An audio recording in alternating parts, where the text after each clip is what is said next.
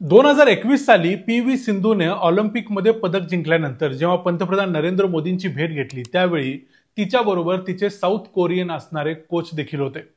तर त्यावेळी मोदी त्या कोचला म्हणाले की तुम्ही कधी अयोध्येला गेलाय का? तर तो कोच म्हणाला नाही। त्यावेळी नरेंद्र मोदी त्याला म्हणाले की अयोध्येचं आणि साऊथ कोरियाचं एक स्पेशल असं नातं आहे, तुम्ही अयोध्येला जरूर जाऊन या।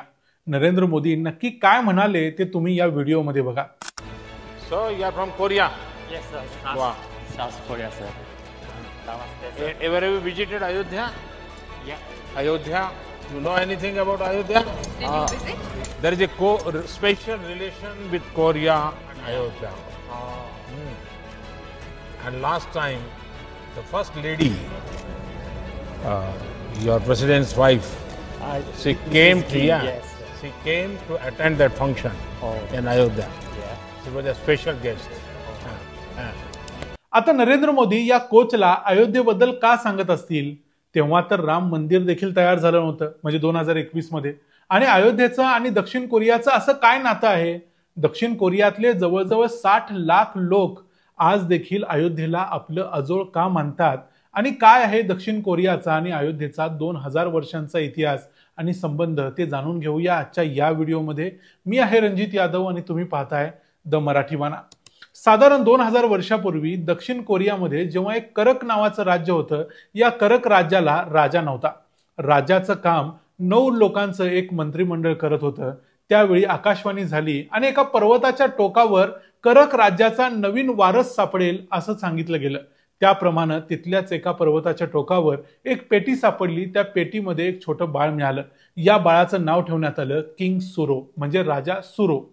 हा सुरो राजा पुढे कोरियाचा राजा झाला, पण या सुरो राजाचं लग्न मात्र झालं नव्हतं। तो म्हणत होता की जसा मला देवानं इथं पाठवलंय तशी माझी बायको देखील देवच पाठवून देईल। आणि मग असंच म्हणतात की अशाच प्रकारचं एक स्वप्न भारतात अयोध्येच्या राजाला देखील पडलं आणि त्याला स्वप्नात देवानं सांगितलं की तुझ्या मुलीचा पती करक राज्यामध्ये राज करतोय आणि तो तिथं तुझ्या मुलीची वाट बघतोय, तू तिला तिथं पाठवून दे।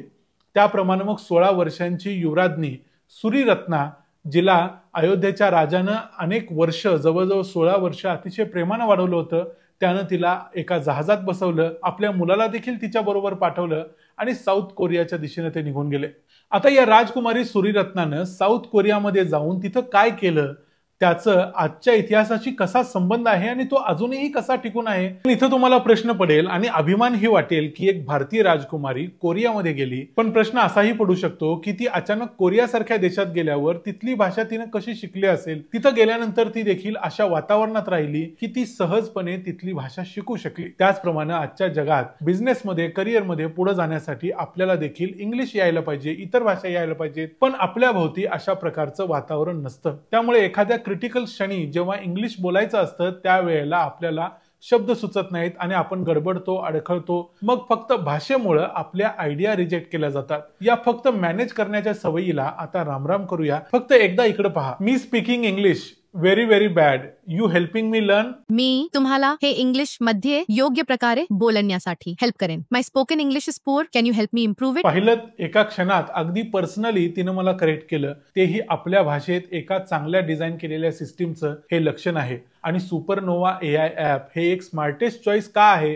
कारण ते प्रौढांच्या खऱ्या समस्या लक्षात घेऊन बनवलेलं आहे। सुपरनोवा AI ॲप तुमच्या वेळेची कदर करते आणि ते एक लेवल टेस्ट घेऊन तुमच्यासाठी एक customer step by step part तयार करते। त्यामुळे तुम्हाला जे आधीपासून माहिती आहे त्यावर तुमचा वेळ वाया जात नाही। आपण इंग्लिश क्लासेसच्या फिक्स शेड्यूलमध्ये अडकून थकलो आहोत, त्यामुळे अनेक लोक क्लासेस सोडून देतात। पण सुपरनोवा AI ॲप तुमच्या वेळेनुसार, शब्दानुसार 24/7 इंग्लिश टीचर आहे। त्याच्यासोबत तुम्ही जेव्हा आणि जिथे पाहिजे तेव्हा इंग्लिश शिकू शकता। कारण नवीन स्किल शिकणे अवघड असते, म्हणून सुपरनोवा मध्ये पॉइंट्स आणि ट्रिकची एक स्मार्ट सिस्टीम आहे। जर तुम्हाला योग्य मार्गदर्शन आणि सपोर्ट सोबत अतिशय सहजपणे इंग्लिश शिकायचं असेल तर मी तुम्हाला सुपरनोवा AI हे ॲप रिकमेंड करतो। त्याची लिंक मी डिस्क्रिप्शन मध्ये आणि कमेंट मध्ये पिन करून ठेवतोय। त्याच्यासोबत तुम्हाला एक स्पेशल ट्रायल ऑफर देखील मिळेल, ज्याचा तुम्ही वापर करू शकता। ते ट्राय करा आणि त्यांचा इंग्लिश कोर्स जॉईन करा आणि एक कॉन्फिडंट इंग्लिश स्पीकर बना। तर आता परत येऊया आपल्या स्टोरीमध्ये। राजकुमारी सुरीरत्ना साऊथ कोरियामध्ये पोहोचली। तिथं गेल्यानंतर तिथं राजा किंग सुरो बरोबर तिचं लग्न देखील झालं। राजकुमारी सूरीरत्नाचं कोरियन नाव ठेवलं गेलं हो हांग ओक. आकाशवाणीनुसार राजानं देखील तिला बरोबर ओळखलं. या राजकुमारी सूरीरत्नाला पुढे 12 मुलं झाली. या 12 पैकी 10 जणांची नावं किम या नावानं सुरू झाली, तर 2 जणांची नावं हो या नावानं सुरू झाली. पुढं या 12 मुलांची मुलं, त्यांची मुलं, असं करत करत आज साऊथ कोरियामध्ये जवळजवळ 60 लाख लोक असे आहेत जे या 12 जणांना आपले पूर्वज मानतात आणि त्यांच्यापासूनच आपली उत्पत्ती झालेली आहे असं म्हणतात. या 60 लाख लोकांच्या पैकी अनेक नावं जी किम पासून सुरू होतात किंवा होस पासून सुरू होतात, जी आज देखील तुम्हाला दिसत असतात. ही आपली सगळी वंशावळ किम, सुरो आणि राणी सूरीरत्ना यांच्यापासूनच सुरू झालेली आहे असं म्हणतात. आणि या 60 लाख लोकांचं असं म्हणणं आहे की अयोध्या हे आमचं अजोड आहे. या राजकुमारी सूरीरत्नाची जी वंशावळ आहे ती आजही स्वतःला रॉयल फॅमिलीज मध्ये मोजतात. या लोकांची उंची इतर कोरियन लोकांच्या पेक्षा थोडी जास्त असते. हे लोक दिसायलाही थोडेसे सुंदर आणि स्मार्ट असतात. साऊथ कोरियाचे एक जुने प्रेसिडेंट होते किंग डाई जंग आणि पंतप्रधान किंग जॉंग पिल, हे दोघे देखील या राणीचेच वारस होते असं मानत होते. गंगनम स्टाईल हे गाणं तर तुम्ही ऐकलंच असेल. हे गाणं गाणारा जो साय होता तो देखील याच राणीचा वारस आहे, याच कुळातला आहे असं स्वतःला मानतो. मग हे सगळं ऐकल्यानंतर तुम्हाला प्रश्न पडेल की याचा पुरावा काय आहे आणि हे सगळं समजलं तरी कसं. तर कोरियन भाषेमध्ये समगुक युसा नावाचा एक ग्रंथ आहे. जसा आपल्याकडे रामायण आहे, महाभारत आहे, तसंच तिथला हा महत्वाचा धार्मिक ग्रंथ आहे. या ग्रंथामध्ये या राणीबद्दल म्हणजे हो वांग ओक बद्दल म्हणजेच राजकुमारी सूरीरत्नाबद्दल लिहिलेलं आहे. ती राणी अयुता नावाच्या राज्यातील होती असं म्हटलेलं आहे. हे अयुता म्हणजेच अयोध्या असं कोरियन लोकांना वाटतं. म्हणून या गोष्टीचा शोध घेण्यासाठी काही कोरियन सायंटिस्ट आणि इतिहासकार 1997 साली भारतात आले आणि त्यांनी अयोध्येला भेट दिली. मग त्यानंतर इसवी सन 2001 साली याच राजकुमारी सूरीरत्नाच्या नावानं एक मेमोरियल अयोध्येमध्ये सुरू करण्यात आलं. पुढे भारत आणि कोरिया यांच्यातले संबंध असेच वाढत गेले आणि मग कोरियातला प्रत्येक राजकारणी, कोरियाचे भारतातले राजदूत, अगदी कोरियाच्या प्रेसिडेंटची पत्नी किम जंग सूक या देखील भारतात आल्यानंतर नरेंद्र मोदींना त्या म्हणाल्या की मला अयोध्येला जायचंय. तेव्हा नरेंद्र मोदींना ही स्टोरी समजली. पुढे 2018 साली याच कोरियन प्रेसिडेंटच्या पत्नीच्या हस्ते अयोध्येच्या शरयू नदीच्या काठावर राणी हो वांग ओक म्हणजेच सूरीरत्नाच्या नावावर एक थीम पार्क बनवण्यात आलं. त्यासाठी योगी आदित्यनाथ यांच्या उत्तर प्रदेश सरकारनं 24 कोटी रुपये खर्च केले. जे थीम पार्क आज देखील तिथं आहे आणि अनेक कोरियातले नागरिक, हजारो लोक दरवर्षी अयोध्येला त्यासाठी भेट देत असतात.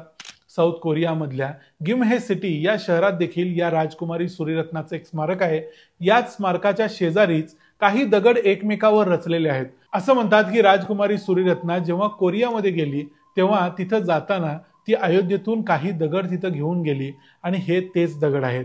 यातल्या एका दगडावर स्वास्तिकचं चिन्ह काढलेलं आहे, जे हिंदू धर्माचं एक प्रतीक आहे म्हणून सांगता येईल.